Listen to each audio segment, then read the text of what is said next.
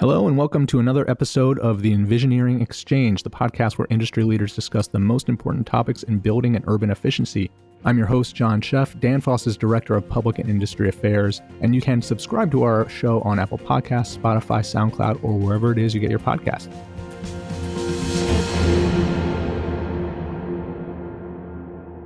Today's topic is sustainability goals, commitments versus actions, and I'm thrilled to be joined by my guest, Jake Elder.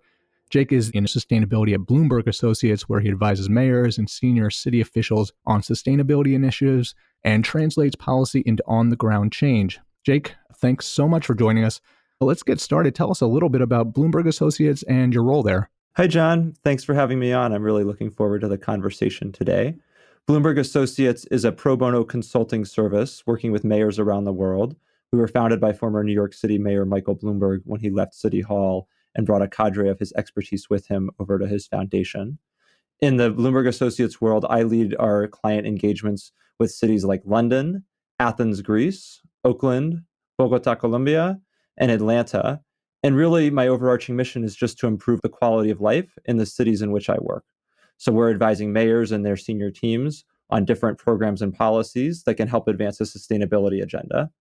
At the same time, I spend time coordinating Bloomberg Associates' sustainability thought leadership agenda around climate mitigation, including a recent research study we completed with the Global Covenant of Mayors and the World Resources Institute, looking at how cities are moving to action on climate change, where they're making progress, and where they're falling short. So I'm really looking forward to sharing some highlights from that research today. Yeah, and one of the reasons I was really excited to talk to you is because you do have this experience with cities as diverse as Oakland to London to Bogota, all over the world and in this country too. So I just can't wait to dig into what these mayors are really doing on the ground across the world. So we've seen cities, states, and countries, they've set these ambitious climate goals. We hear the commitments, and that's awesome. But what goes on after that? Sometimes we hear about sometimes struggling to get traction on these plans. What is the issue here? Are the plans too ambitious? Are the incentives right? I mean, what's your experience? Yeah, that's a great question and definitely very timely. I think I'd start by saying that plans and commitments are great. Almost 2,000 cities around the world at this point have declared climate emergencies. Countless are setting greenhouse gas reduction goals and adopting climate action plans. That's tremendous progress. And if you think back 5 years to think about that we would be reaching those kinds of milestones, would be unthinkable. But plans alone don't change cities, and we really need execution. From our research, we found that nearly 2/3 of cities around the world have climate plans or are starting to adopt pilot projects. But at the same time, only 22% of those cities reported that they were implementing projects at scale. So what's that mean? Cities are starting to take this issue seriously. They're starting to set that agenda, but they're really struggling to move from some initial programs, some initial policies to projects at scale. And that's the case even when cities have a self-reported climate champion at mayor. The number gets slightly better, but it's still less than 30%.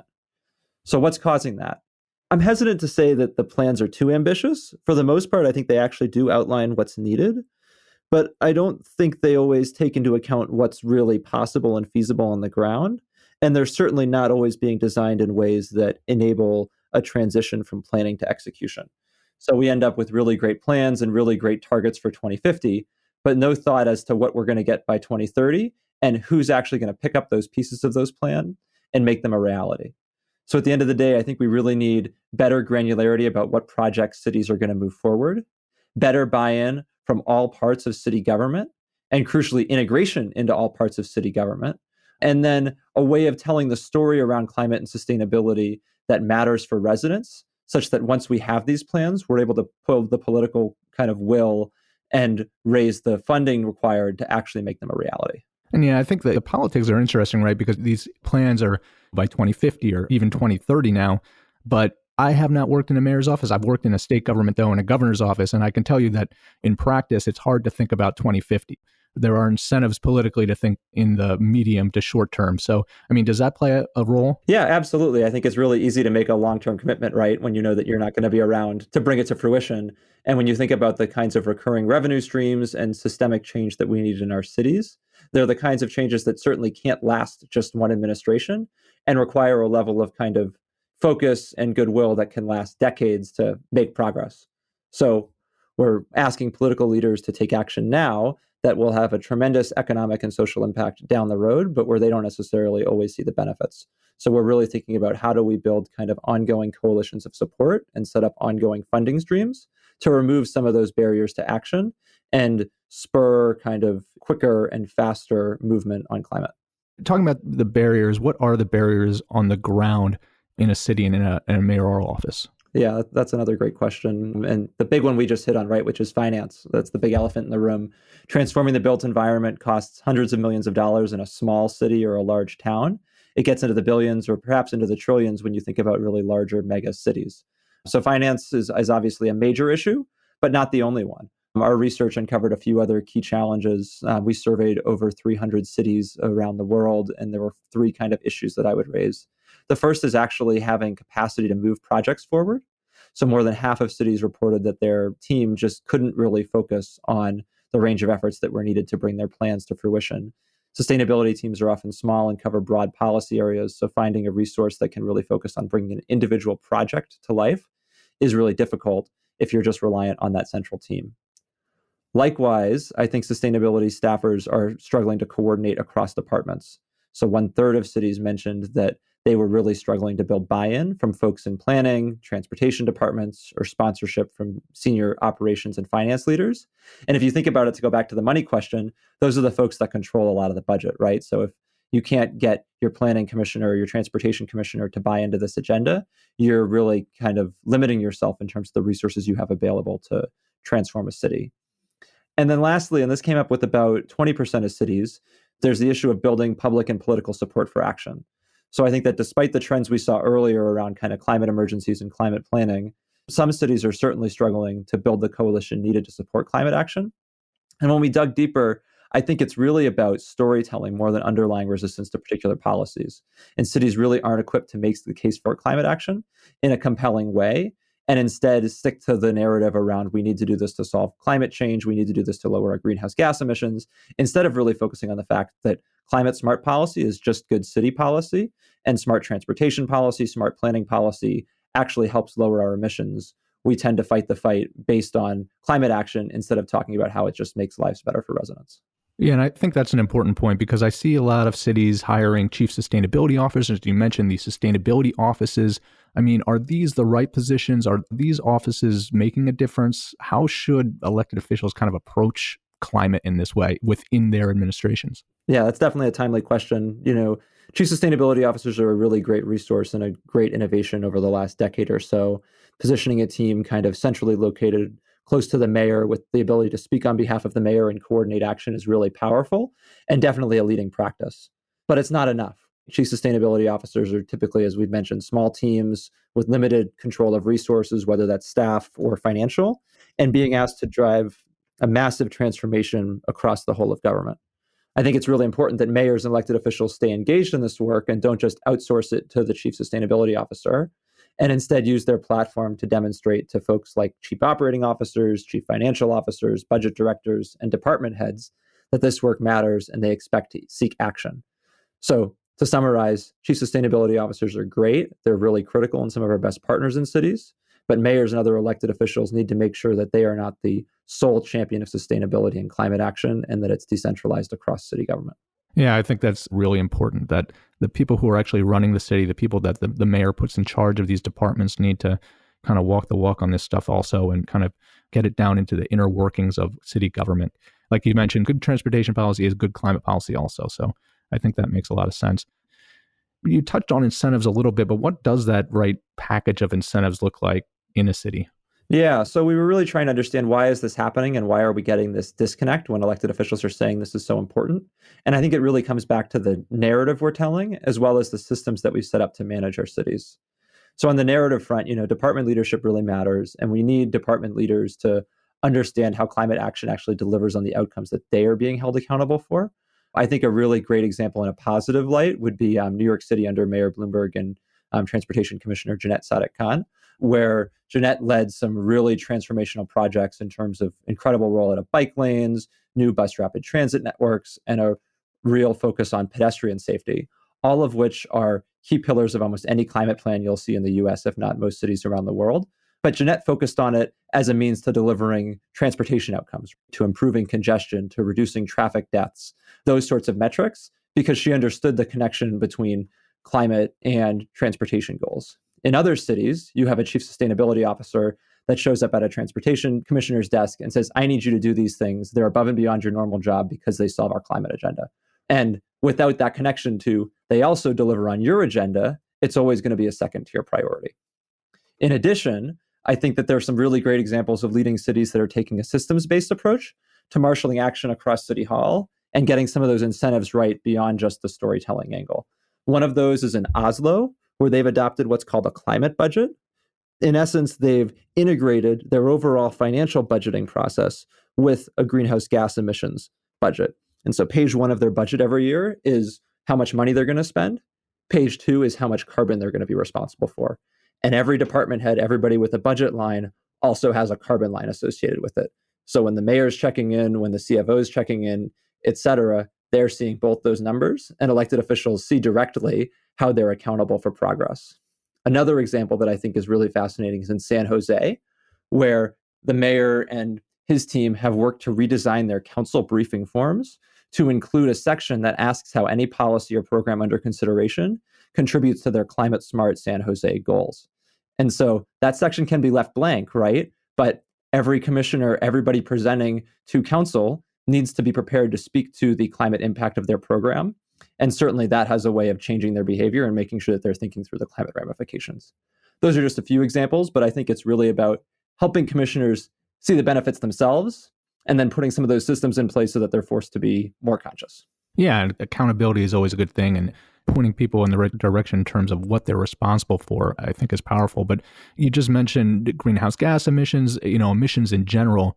We hear a lot about that and those data points, but are there other data points that city leaders should be looking at? Is emissions really the most important thing, or can we get to that place by looking at other pieces of information? Yeah, that's really a tough one. I mean, of course, emissions matter, right? They're what are driving cities to take action and what's going to cause irreparable harm to our communities if we don't act. But as a decision-making metric, they're not so useful. They often have a big time lag. It can take up to 2 years to report emissions and get all the data kind of organized and validated. And they're also susceptible to all sorts of externalities. So a hot summer in the South is going to mean there's more electricity consumption.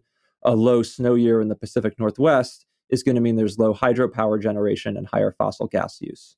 And lastly, I think they're abstract. Nobody really knows how to conceptualize a ton of greenhouse gas emissions other than the fact that it sounds heavy. So cities themselves aren't really using this data. From our survey, only half of cities that have gone through the work to develop a greenhouse gas inventory reported using greenhouse gas data on a regular basis to inform their decision making. And that means that we really need to be thinking about what other measures we can incorporate into climate action. To me, those are really measures that focus on people. So job creation, public health measures like air quality, congestion, commute times, traffic safety in the transportation world, and then place-based kind of equity measures like distance to parks, tree canopies in different communities, flood risk, and so on.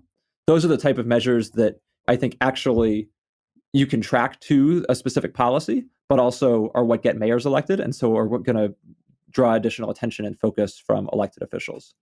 Now, the good news is that good climate policy does both. The bad news is that we aren't always equipped to do so in a compelling way. We just described what sounds like good government in general to me. So I think that you're right in equating kind of good government management with good climate policy as well.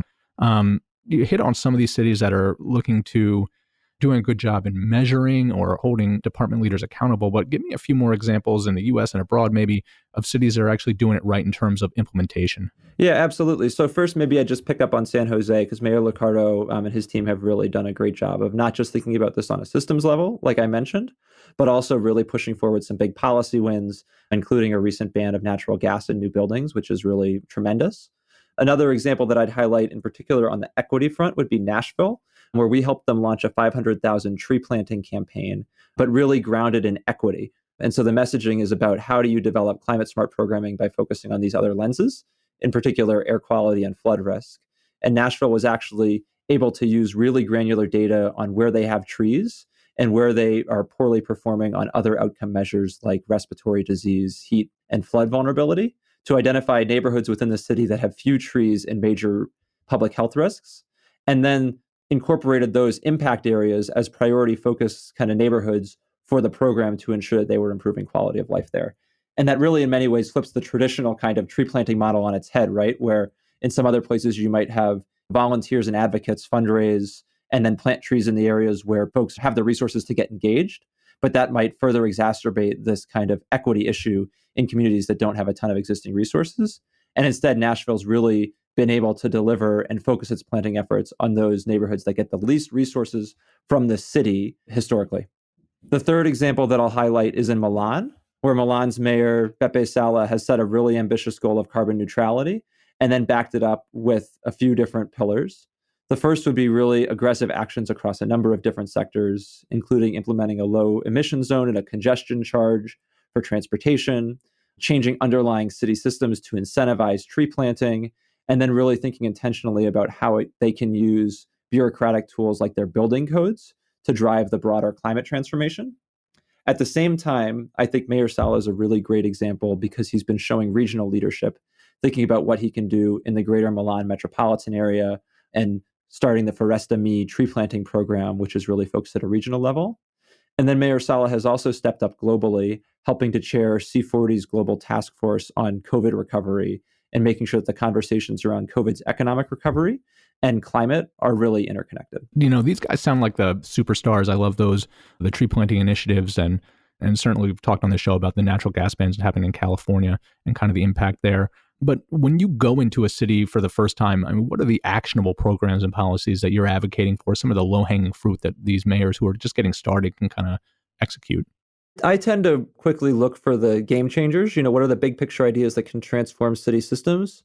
Making progress in government is so difficult and, requires kind of so much coordination and effort that if you try to do everything and try to pick up all the different opportunities at once, you're not going to get anything done. So it's how do you think about what are the 1 or 2 to 3 bigger picture items that are really going to move the needle and focus on those and let the rest follow. I think generally, we really know what needs to happen to decarbonize our cities. My colleagues at Bloomberg Philanthropies, through their American Cities Climate Challenge, identified about 15 or so actions across the buildings and transportation ecosystem that would include some of those low-hanging fruit, some kind of proven but ambitious actions, as well as some moonshots. And another organization called the Carbon Neutral Cities Alliance has come out with their own list of 7 game changers. So to me, it's less of a what do we do and more about how do we do these things faster and focus on impact. But that said, I'd maybe highlight 3 emerging areas that I find interesting. The first would be the carbon budgeting model that Oslo's rolled out, and CNCA is now working to encourage all of its member cities to adopt. The second would be thinking about transportation investments that can be done quickly without massive infrastructure spending. So the potential of bus rapid transit or even just high quality, high frequency bus service with dedicated lanes to help take cars off the road is something that I think deserves a lot more attention. And then lastly, and I know you've talked about this a bit previously, the adoption of building performance standards in cities in the US has been an interesting area that has the potential to drive the sort of change we need in our cities and also drive that change in a way that still gives businesses kind of options to find the easiest path forward to comply with what is in essence a city mandate. Yeah, I want to touch on bus rapid transit for a second because that's an idea that I've always thought is very interesting. It's done a lot internationally. I know in South America, it's done a lot, but in this country, it really hasn't kind of gained traction. Do you think that could be effective here? I know it's a relatively low-cost form of public transportation that does work in other places. I do. Maybe I'm an optimist, but I think that the model is proven and certainly is effective and can deliver high-quality services for residents. I think there's 2 issues. They're probably interrelated. The first would be overcoming the stigma of taking the bus and kind of ensuring that buses are viewed as a resource for everybody. They certainly are in a city like New York City, where in many cases it's the fastest way to get around. But in other cities, they're often stigmatized or viewed as something you only take if you don't have another option. And part of the reason that they're viewed that way is because in many cities they are. The cities have not invested in developing a network of buses that come frequently and take you to the places that you want to go. And so that's the second challenge with BRT, is making sure that they actually provide access to places where residents want to be and that you can get a bus within a reasonable amount of time. If you have to go sit outside in the heat with no bus shelter, wait 30 minutes for a bus that then connects you to another bus that then connects you to another bus to get somewhere that you could have driven in 20 minutes, you're never going to take that bus, right? And so if we want residents to take buses or BRT, we need to build those networks that are highly interconnected and that come on a reliable and rapid basis so that bus travel becomes just as easy as taking the subway or getting in your car. Yeah, I mean, I'm from Baltimore City, and I've lived here most of my life, most of my adult life, and I can't remember taking the bus more than a handful of times. So it's definitely true. But when I lived in New York, I was a regular on the Second Avenue bus. So Yeah, it's got to be easy. yeah. So speaking of New York City's building emissions law, Local Law 97, is a topic we've covered a lot on this show, and we keep coming back to it because I think it's so kind of revolutionary and of the moment. But this law explicitly focuses on building emissions rather than building efficiency like some other building laws. Explain how this can have maybe some perverse incentives and why efficiency is even more important in this context, but doesn't seem to be. Yeah, this is a tough one. And in the context of our last discussion, I think building performance standards and emissions laws are a great practice. And New York City deserves a lot of credit for being one of the first in the country to roll one out. But they've kind of run into an interesting situation where they told buildings that they need to reduce their emissions by 40% by 2030 and left the rest up to them. At the same time, or I guess slightly afterwards, New York State adopted a fairly ambitious clean energy agenda of its own with mandates for utilities to deliver high levels of clean energy by 2030 and beyond. And when you run those two scenarios together, if the state reaches its goals, most buildings will achieve that 40% reduction target with limited or no additional action. But at the same time, reaching those goals is really difficult at a state level, especially as we start to plug more into the grid. For example, if we start to get off fossil gas and electrify our heating systems. Some analysis that we ran suggested that just in New York City alone, we would need 3 times the power we currently generate to meet future demand if everything were electrified. That's a massive uptake in additional energy requirements, which means we don't just need to clean the current grid, but we need to build 2 more on top of that. And that's why efficiency is so key. It's become a cliche, and I've heard it say a few different ways, but the most cost-effective form of carbon-free energy, right, is the energy that's never generated in the first place. And so I think the focus on efficiency and lowering our overall energy use is really a critical piece of the puzzle, not just in New York City with this interesting policy mix, but across the rest of the country and the world. Yeah, and I just think when I first read about this law and started digging into it, my initial thought was, wow, the very powerful New York City commercial real estate lobby is going to really start hammering on renewables because they want to shift that load. But I think it could take away from the work that really needs to be done in these buildings too. So it'll be interesting to see how that kind of plays out. Yeah. And it will solve itself in the long run by 2050, but whether or not we see action quickly and in the short term, I think is an open question. Yeah, for sure. It'll be interesting to see how that law plays out. I want to ask you, it's March of 2021. We've been in this pandemic for just about a year now. Has the pandemic changed your work? Are things easier? Are things getting harder for you as you work with these cities on their sustainability goals? And are these goals still top of mind for mayors? Yeah, I mean, it's been a tough year for all of us, and especially those in charge of municipal finance, I think have certainly worked overtime. But to some extent, I think the pandemic has also started to force those of us in the field to start to drive this reframing of climate action that we've been talking about, and talking about these policies and programs, not just as programs that are good investments for the long term from a planetary sustainability perspective, but really talking about them as opportunities that improve public health and improve livelihoods for residents today. So street closures are a great example. Street closures are something that Jeanette Sadik-Khan in New York City kind of took a lead role on, closing a lot of streets and creating a lot more pedestrian space, making streets more inviting for people to spend time outside, making it easier to get around without cars. But street closures also deliver on a lot of the COVID recovery agenda around reopening and public safety and creating kind of healthy, safe spaces for people to recreate. That's a win-win. Those kind of levels of street closures would not have been adopted around the country if we were just talking about climate and sustainability. But certainly COVID has driven that sort of transformation.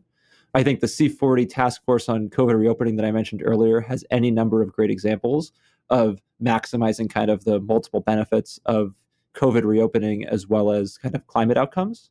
And I really think that what it's shown for us is that if we talk about these programs in the right way, if we talk about energy efficiency as an opportunity to help business owners save money and save operating costs during a really tough period, if we talk about pedestrian safety as an opportunity to relieve some stress on our hospitals and encourage more people to travel outside as opposed to in cars or other modes of transit, we can have a lot more progress than if we just start shouting at mayors that we need to do all these things because the climate crisis is coming and we don't have any other option. Yeah, I think that's a great way to end, is kind of hammering that point that sustainability is about more than just emissions. It really is about good government and getting outcomes that benefit everybody at the public health level, the transportation level, at really all levels of government. And this really needs to be adopted government wide, to not just to lower emissions, but to have good outcomes all over a city. Yeah, I mean, I would just close with, if you think about a lot of the cities that you view as sustainability leaders, and I'll let the listeners kind of use their own imaginations. A lot of those cities are just good cities to live in and just good cities that are well run. And they've been able to integrate those two agendas into one.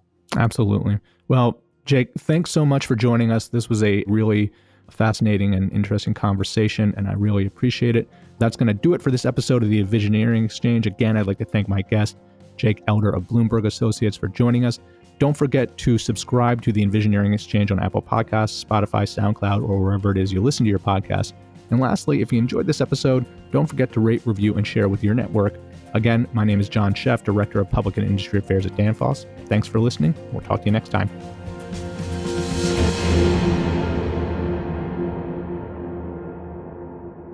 This podcast is for information purposes only. The views, information, or opinions expressed during the Envisioneering Exchange podcast series are solely those of the individuals involved and not necessarily represent those of Danfoss LLC and its employees. Danfoss LLC is not responsible and does not verify for accuracy any of the information contained in the podcast series available for listening on this site. This podcast series does not constitute professional advice or services. This podcast, including Danfoss LLC and the producers, disclaim responsibility from any possible adverse effects of information contained herein. Opinions of guests are their own, and Danfoss LLC in this podcast does not endorse or accept responsibility of statements made by guests. This podcast does not make any representations or warranties about the guest qualifications or credibility. Individuals on this podcast may have a direct or indirect financial interest in products or services referred to herein. This podcast is available for private, non-commercial use only. You may not edit, modify, or redistribute this podcast. The developers of the Envisioneering Exchange podcast site assume no liability for any activities in connection with this podcast or for use of this podcast in connection with any other website, computer, or playing device.